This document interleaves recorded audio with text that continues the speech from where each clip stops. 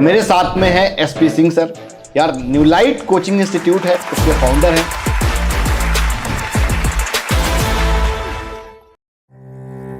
थक कर बैठ नहीं ये भाई, मंजिल दूर नहीं है। सबका एक समय होता है, तुम्हारा समय भी आएगा।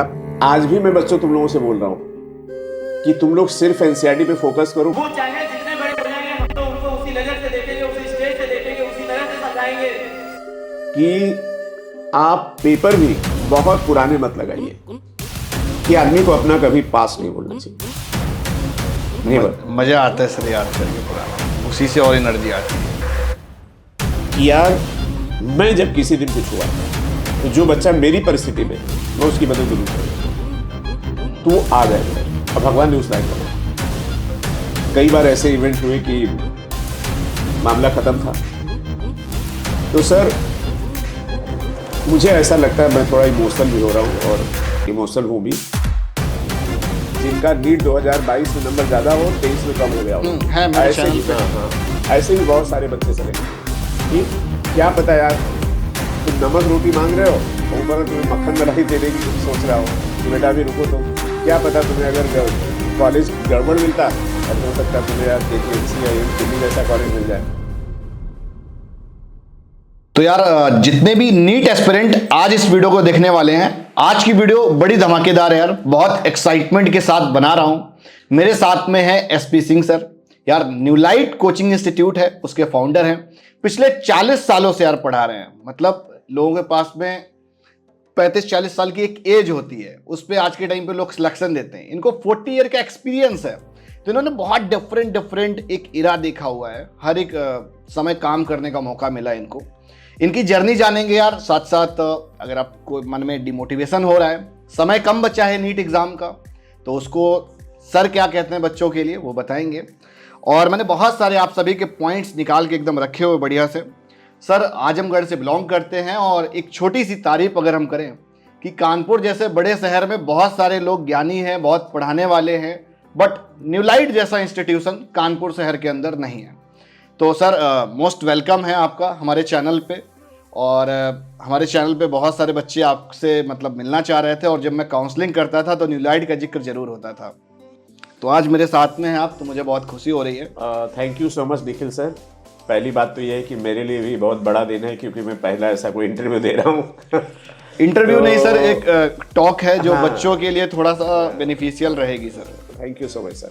तो सर मैं ये चाहूँगा कि आप अपनी जर्नी को थोड़ा सा एक्सप्लेन करें कि टीचर बनना क्या आपका प्रोफेशन था, या टीचिंग की शुरुआत कैसे हुई?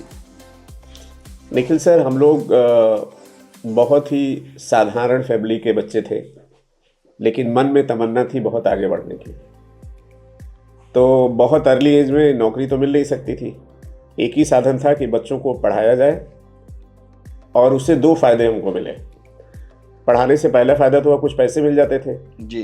दूसरा फायदा हुआ कि बच्चे सम्मान बहुत करते थे, अकेले रहते थे, चाय बना के देते थे। कब की बात बता रहे हैं? 84 की। 84 की। हाँ, 84 में मेरा एक बच्चा सेलेक्ट हो गया, जो यहीं पे प्रोफेसर है GSB मेडिकल कॉलेज में, और उसकी वाइफ भी यहीं प्रोफेसर है, गायनी की हेड है, सीमा द्विवेदी एंड गोपाल द्विवेदी। ठीक है।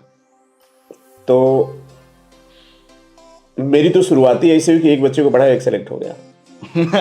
मतलब 100% सिलेक्शन था। हाँ, बेसिक चीज़ क्या है कि मुझे कभी नहीं लगता कि बच्चे को बहुत ज़्यादा पढ़ाना है, मुझे लगता है बच्चे से बहुत ज़्यादा पढ़वाना है। पढ़ना उसी को है, सिलेक्शन मतलब उसी का होना तभी है। होगा।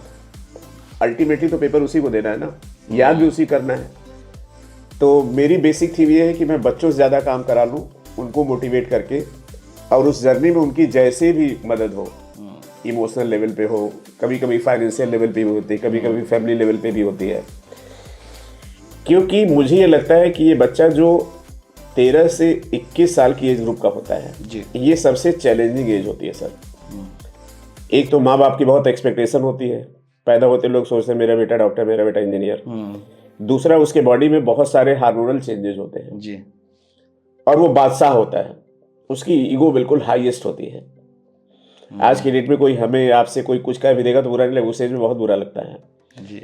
तो वो एक ऐसी एज होती है, या तो उस बच्चे को दोस्त बना लीजिए तो दुश्मन बना लीजिए, बहुत फाइन लाइन होती है।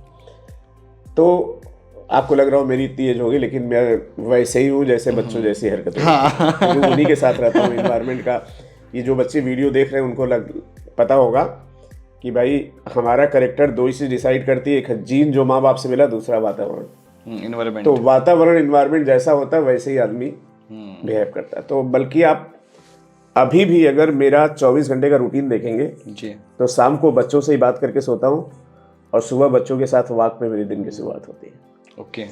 क्योंकि बच्चे के मन में चल क्या रहा है ये जानना बहुत जरूरी है।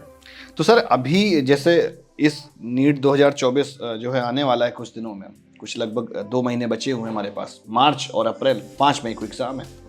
तो उनके लिए क्या ऐसी स्ट्रेटजी बताएंगे, वो थोड़ा सा मेरे स्टूडेंट्स को बताएं ताकि वो पढ़े तो उसको सिलेक्ट हो जाए। बच्चों से ये कहना चाहेंगे, बच्चों देखो आज से भी सोचोगे तो सेलेक्ट हो जाओगे, आज से भी सोचोगे तो सेलेक्ट हो जाओगे। और एक बहुत इंटरेस्टिंग चीज़ बताया सर, हमारे चैनल पे एक वीडियो भी पड़ा है, उस बच्चे के नीट 2023 में 22 में नंबर थे केवल 41 और 23 में सेलेक्ट हुआ वो। है क्या सर, बस सीधी भाषा में बोले तो कान ऐसे पकड़ना है जी, सीधा रास्ता है। हाँ हाँ। और अब नीट को आसान कर दिया एनटीए ने। वो कैसे सर?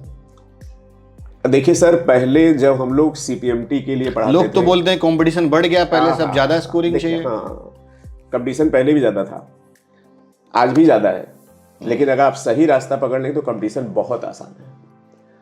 और सरकार की अब ये मनसा है, गांव का गरीब बच्चा जो कोचिंग नहीं भी अफोर्ड कर सकता है वो भी सेलेक्ट हो। वो कैसे? क्योंकि सरकार ये गवर्नमेंट का ऐसा माइंडसेट, आप ये कहना चाह रहे ये हैं? गवर्नमेंट का माइंडसेट है। वो सरकार कैसे का। सर?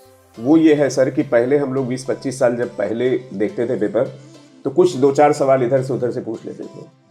अब अगर कोई सवाल एनसीईआरटी से बाहर आएगा तो उसमें एग्जामिनर के ऊपर क्वेश्चंस होते हैं। ओके।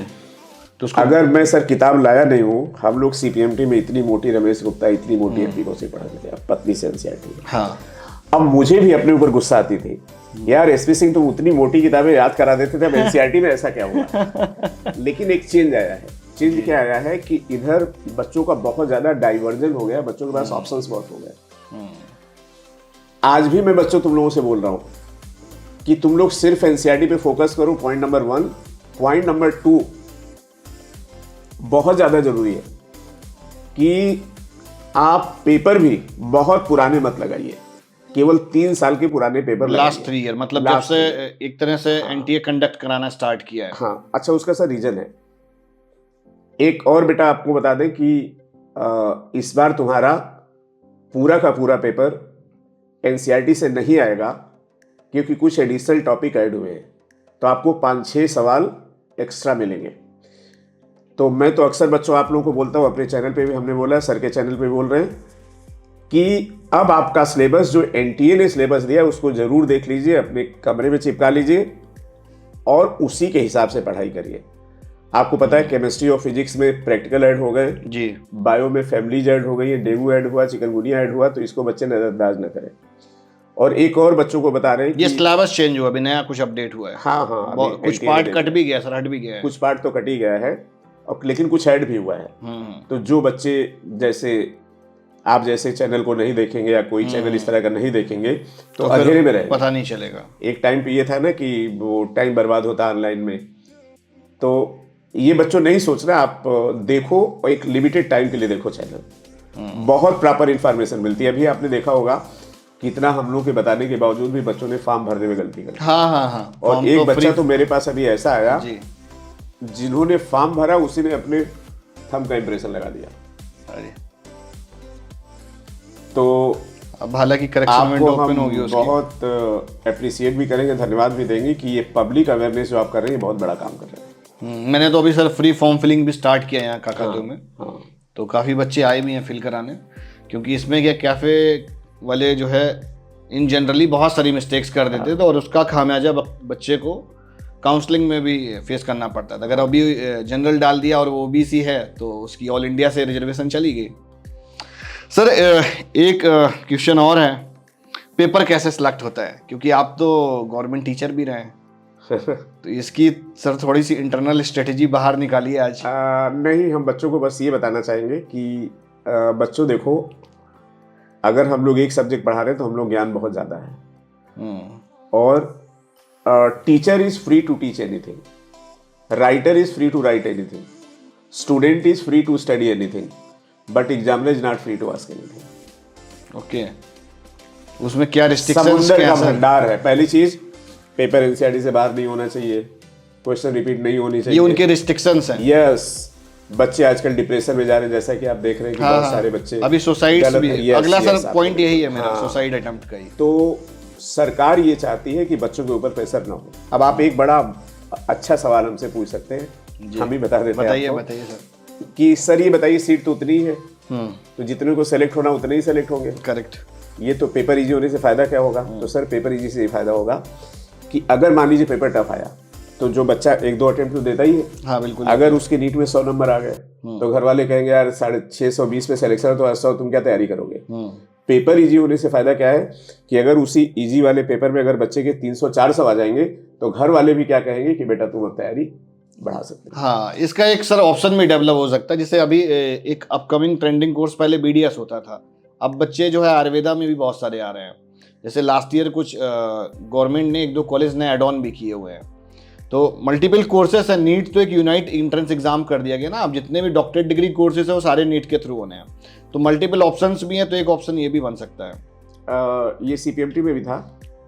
तो मेरा ये कहना है कि सरकार, और खास तौर से वो जो घटना हुई यूक्रेन वाली, जी जी जी, यूक्रेन में बच्चे बहुत फंसे थे, फिर मोदी जी को लाना पड़ा, तब से सरकार सर बहुत सचेत है। मुझे तो ये लगा कि 7 मेडिकल कॉलेज के लिए पढ़ाते पढ़ाते जिंदगी बीत जाएगी, लेकिन कई बार क्या होता है ना कि आपकी इच्छा आपके आखिरी समय पे पूरी होती है, तो मेरी भी इच्छा आखिरी समय पूरी हो रही है। नहीं सर, अभी हाँ, तो इतने सारे कॉलेज खुल गए। और सर उन दिनों क्या होता था, मैं आपको एक क्वेश्चन लगेगा कि सर आपको इस उम्र में क्यों इतना जोश है, आप क्यों यूट्यूब पे आ गए इतना ज्यादा? सही बात है। ये सर मेरा 30 साल का ड्रीम था।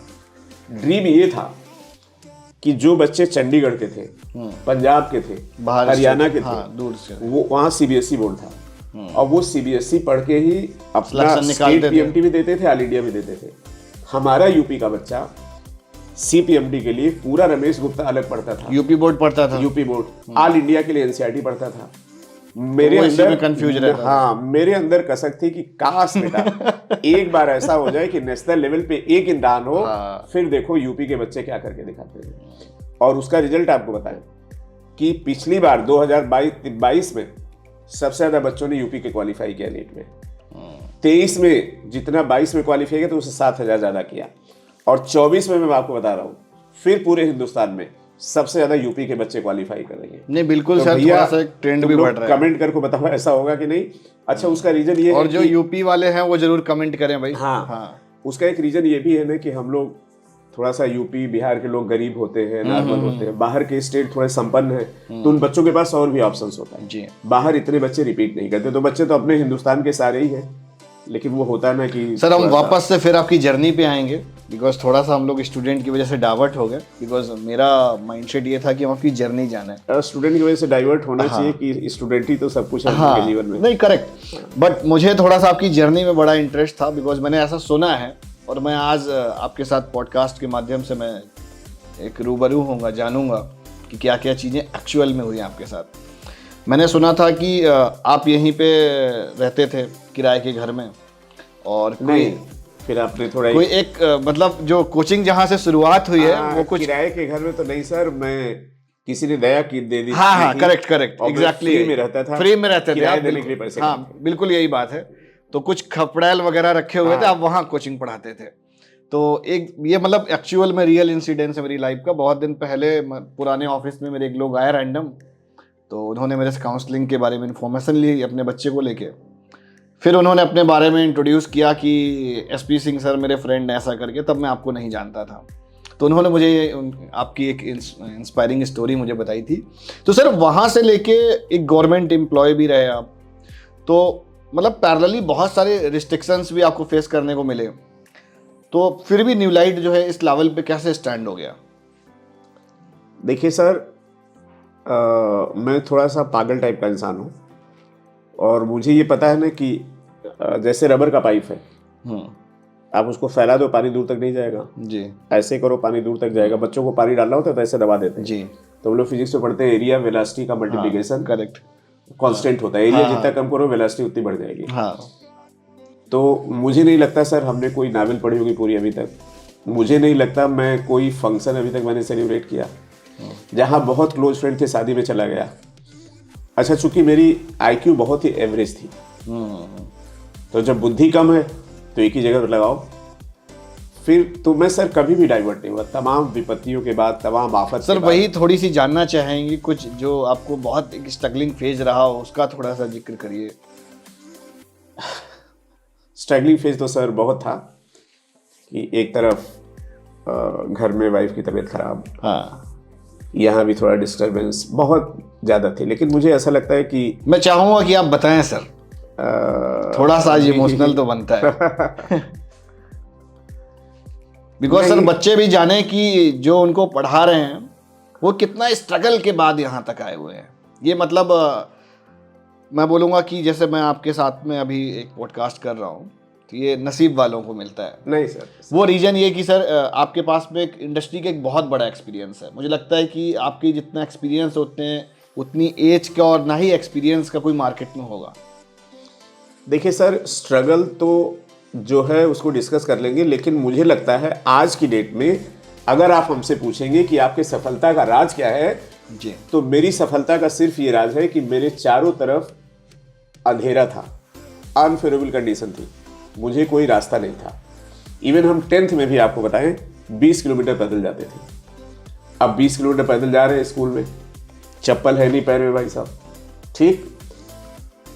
रास्ते में गन्ना चूस लिया, मटर खा ली, जी, गांव की पगडंडियों में जाते थे, हाँ, तो एक्सीडेंट का डर नहीं था, तो रास्ते में ओम्सला, बॉयल्सला, चार्ल्सला रटते हुए चले गए। आज मैं सोचता हूँ कि अगर मेरा ये संघर्ष नहीं होता, आज मैं अपने को उन बच्चों से जब कंपेयर करता हूँ जिनके पास सारी सुविधाएं हैं, हाँ, मम्मी ने अपना उनको सब पिला खिला दिया, बैठा सारी दिया। फैसिलिटीज मिल रही हैं। अब एज ए बायो स्टूडेंट मैं समझता हूँ कि मैं जो गन्ना चूसता था, मटर खाता था, उसमें जो मुझे न्यूट्रिएंट मिलता था, वो न्यूट्रिएंट तो उनको बच्चों को कभी मिल ही नहीं रहा है। तो पता नहीं, मैं पर्सनली बिलीव करता हूँ सर कि जिसके जीवन में संघर्ष नहीं है और जिसके जीवन में अंधेरा नहीं है वो बहुत अच्छा तो नहीं कर सकता। आप किसी की भी घटना उठा लीजिए भाई साहब, सचिन सर के पास जूते नहीं थे, आपने धोनी साहब के बारे में पढ़ा, आपने अंबानी के बारे में पढ़ा, आप जितने भी ले लीजिए, सांप को मारने पे फन उठा लेता है, अग्नि को रेंदने पे ज्वाला देती है। जितनी मुसीबतें होंगी, पानी बहा दीजिए धीरे धीरे जाएगा, पत्थर से टकराता दूध की तरह सफेद होता, उससे बिजली बन जाती है। तो मैं अपनी जो भी कंडीशन मेरी थोड़ी गड़बड़ थी, मैं उसको बहुत पॉजिटिव लेता हूं। अगर वो नहीं होता तो आज मैं नहीं होता। सही कह रहे हैं। और कहीं ना कहीं मैं ये सोचता था कि यार मैं जब किसी दिन कुछ हुआ तो जो बच्चा मेरी परिस्थिति में है मैं उसकी मदद जरूर करूंगा। तो वो आ गए अंदर और भगवान ने उस लायक बनाया। कई बार ऐसे इवेंट हुए कि मामला खत्म था। तो सर मुझे ऐसा लगता है, मैं थोड़ा इमोशनल भी हो रहा हूं और इमोशनल हूं भी, कि आदमी को अपना कभी पास नहीं भूलना चाहिए। मजा आता है सर याद करके पुराना, उसी से और एनर्जी आती है। तो अभी सर जो बच्चे फाइनेंशियली दिक्कत फेस करते हैं उनके लिए आपने ऐसा क्या कर रखा है? अगर सर हमारा तो कारपोरेट है नहीं, न कोई ऐसा नियम है, जी जी जी, मैनेजमेंट भी बहुत अच्छा नहीं है। अब ये बच्चा जो हमसे टकरा जाता है उसकी हेल्प तो हो जाती है, जो नहीं टकरा पाया उसके लिए दिक्कत हो जाता है थोड़ी। लेकिन अब हम कुछ ऐसा करने वाले, अभी हमने बात की है कि एक नंबर देने वाले बच्चों को, बच्चा उसमें मिस कॉल करे, फोन तो को सर वो अटेंड नंबर करेगा। जरा हमको दीजिएगा, हम हाँ बिल्कुल डिस्क्रिप्शन में बिल्कुल डालेंगे। हम लोग वो टाटा टेली से कुछ कर रहे हैं। जी जी, क्योंकि सर खाने का आनंद उसी को है जिसको भूख लगी हो, जो नीडी है। सही कह रहे हैं। और वो बताएं अच्छा क्या है ना कि एक तो हमारे यहाँ साइंस में रूल है कि एनर्जी कभी बेकार नहीं होती। Can't be destroy. आपने किसी के साथ कुछ किया है वैसा मल्टीप्लाई होके मिलता है। मैं अभी बड़ी इमोशनल घटना बताऊं, मुझे ये स्पाइन में प्रॉब्लम थी। हाँ। मैं कोयम्बटूर गया, मैंने कहा वहाँ कौन जाने का, वहाँ मेरे 2 बच्चे मिल गए। डॉक्टर ने कहा सर आपसे फीस नहीं ले सकते हम। मतलब लिटरली मेरे आंखों में आंसू आ गए, और इतनी बड़ी सर्जरी, और मुझे एक एंटीबायोटिक की ड्रिप नहीं लगी, जबकि जीने मरने की हालत थी। तो सर अभी तक कितने डॉक्टर आप बना चुके हैं? काउंट तो नहीं सर, कम से कम 1000 तो मेरे बच्चे कानपुर में ही हैं। और उन्हीं के किसी पेरेंट्स भी- की और किसी- स्टूडेंट्स की सर दुआएं हैं आपके हाँ, साथ। किसी भी मेडिकल कॉलेज में जाएंगे तो वहाँ पे फर्स्ट ईयर का भी मेरा बच्चा, second year, third year, fourth year, final year, PG, JR, और उसको पढ़ाने वाला प्रोफेसर भी मेरा बच्चा। अब मुझे बहुत कह खुशी रहे हैं। होती है कि जब टीचर उनके बोलते हैं कि सर कैसे हैं, अभी या अभी केजीएमसी में एक बच्ची का वाइबा हुआ, तो उसने कहा कहाँ से पढ़ी हो? सर सिंह सर क्या, जाओ तुम्हारा वाइबा हो गया। तो जो फीलिंग्स इमोशंस है, मैंने सुना है अब तो बच्चों के बच्चे भी पढ़ने आने लगे हैं, नहीं सेलेक्ट भी हो गए। सिलेक्ट भी हो गए। हाँ, यहाँ रिजेंसी में डॉक्टर गौतम मतलब दत्ता 2 है, जनरेशन उनके- आपका हाँ, कंट्रीब्यूशन इससे हो बड़ी चुका चीज क्या है। होगी सर? इससे बड़ी चीज अप्रिशिएटिंग है सर। तो सर अब इसको पॉडकास्ट को हम थोड़ा सा वाइंड अप करेंगे, और एट द एंड आप भी और मैं भी दोनों बच्चों के लिए कंट्रीब्यूट कर रहे हैं। तो जो नीट एस्पिरेंट्स हैं तो उनके लिए सर कुछ टिप्स दीजिए कि इस बार सिलेक्ट हो जाएं, बिकॉज अभी 2 महीने बचे हैं। बिकॉज एक मतलब प्रैक्टिकल एक्सपीरियंस है मेरा आपके यहाँ का, अगर किसी के 550 हैं, 560 हैं, वो उसका सिलेक्शन मेजोरिटी ऑफ और वो बच्चों का repeat किया है। हाँ, और रिपीटर है। मतलब शॉकिंग था, मैं अभी कुछ दिन पहले एक बच्चे का पॉडकास्ट कर रहा था, वो 5 साल ड्रॉप किया उसने। तो मैंने बोला बार हमने एक वीडियो वाला 10 साल ड्रॉप के बाद उसने सर सब कर लिया, यही बाकी था आपके अभी करना, हाँ। सेलेक्ट हो गया। तो ये ऐसा यूएसपी क्या है आपके पास, या ऐसा बच्चे को क्या सिखाते मैं हैं, बता क्या रहा हूँ रहती है सर। सर वो? पहले तो बच्चों से यही कहूँगा कि थक कर बैठ नहीं ये भाई, मंजिल दूर नहीं है, सबका एक समय होता है, तुम्हारा समय भी आएगा, परेशान नहीं होना है। अब देखिए, बता रही है बच्चों कि जब बच्चे को, या जो बच्चे सुन रहे हैं 5 साल हो गया, तो उसने पढ़ तो सब कुछ लिया है, खूब पढ़ा है, अब उसको पढ़ने की जरूरत नहीं है। बिकॉज कॉर्पोरेट से एक चीज को प्रमोट भी करते हैं सर, क्या? कि ड्रॉप करें। जब बच्चा ड्रॉप करेगा तो कोचिंग इंस्टीट्यूशंस में पैसा आएगा। टफ है, ड्रॉपर तो हो ही जाते हैं। तो बच्चों हम ये कहेंगे तुमने सब कुछ पढ़ लिया है, अब तुम नीट तक दबाकर फुल सिलेबस टेस्ट दो। उससे फायदा क्या होगा ना, कहते हैं कि जब मुंह में खाना जाता है तभी टेस्ट बेड एक्टिवेट होती है और लार निकलती है। तो जब तुम पेपर दोगे, गलती होगी, तुम्हारा पढ़ने का मन करेगा, और इससे केवल ये फायदा नहीं होगा, एक मतलब फायदा और होगा, मिस्टेक्स के साथ साथ इम्प्रूवमेंट भी करता इम्प्रूवमेंट होगा। दूसरा सबसे बड़ा फायदा होगा कि 2 से 5 इनके बैठने की हैबिट होगी, तो उस दिन इनको एंजाइटी नहीं होगी। और सर सबसे इंपॉर्टेंट बात, जिन बच्चों को 4-5 साल हो चुका है, किताब में पढ़ने से पहले, पेपर से पहले उनके दिल दिमाग में ये ख्याल आता है कि इस बार भी नहीं हुआ तो क्या होगा, फिर लोगों को क्या जवाब देंगे। तो बच्चों, अब आपको क्यों नहीं सिलेक्शन हुआ बेटा, वो समय की बात है, उसमें हम लोग नहीं जाते हैं। एक बात हमेशा समझना है कि लोग हमें इस आधार पे तौलते हैं कि हमने क्या किया है, पर हम अपने को इस आधार पे तौलते हैं कि हम क्या कर सकते हैं। तुम्हें पता है ना तुम कर सकते हो, दुनिया की बात छोड़ो।